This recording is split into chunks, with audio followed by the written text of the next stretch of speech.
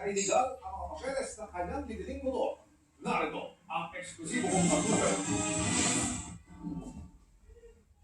Bagsak ang presyo kaya hindi raw nakapagtatakang sunggaban agad ng bayan. Ang mga scooter na ito nakakapost lamang online.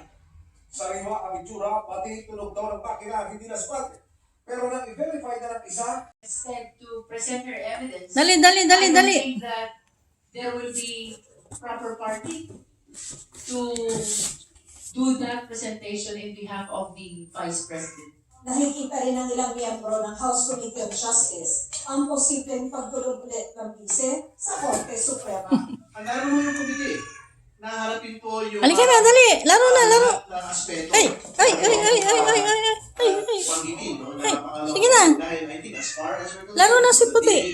today, and moving forward, yung po nga binabanggit niya na O, saan pupunta? wala daw po due process, hindi ko ito totoo.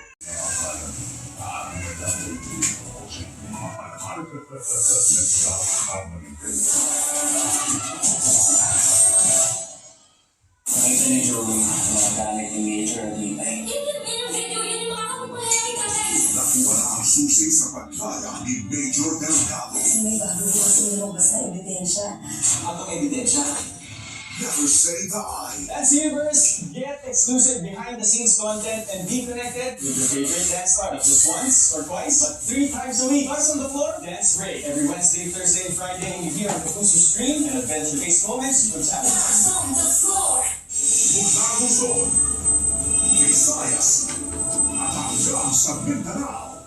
Hindi pala baha ang magpapalukok sa ating bayan, kundi kasakiman. Ang mainit na issue ngayon rito tungkol sa mga minahan. Proyekto ito ng gobyerno. Bakit sila naaagrabyado? Ano kayo na pinagmalaki ka na? Kapuso mo, Jessica Soho. 2 taon ng #1 TV program sa buong Pilipinas. Patuloy kami paglipad bilang highest rating TV program na linggo-linggong itututukan ng mga Pilipino. Maraming salamat po sa inyong lahat. mga kapuso, Because a full-blown trial will happen in the Senate.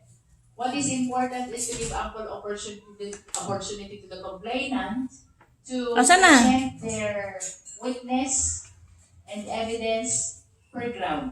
Paano kung hindi dumalo ang bise? This is her prerogative. Her presence during the hearing proper. Sa consolidated verified answer at COTELAB ni Duterte, pinulaan niya ang komite. At dahil may Oh, ito pa puti, oh. sa pagtalaki ng Dali. impeachment complaint sa kanya at kay Pangulong Marcos. Wala raw nakalagay sa reklamo na ultimate facts na kailangan sa isang impeachment complaint at nalabag daw ang kanyang karapatan sa due process. Hindi na ito gaanong tinalakay ng komite dahil maliban sa hindi naman daw ito isa-isang sinagot ang mga alegasyon, ang mga inireklamo niya sa proceedings ay hindi sa komite dapat ito. Halika, dali mo dito yan. Alleged violation of Dali mo due yan dito. process and failure to state of the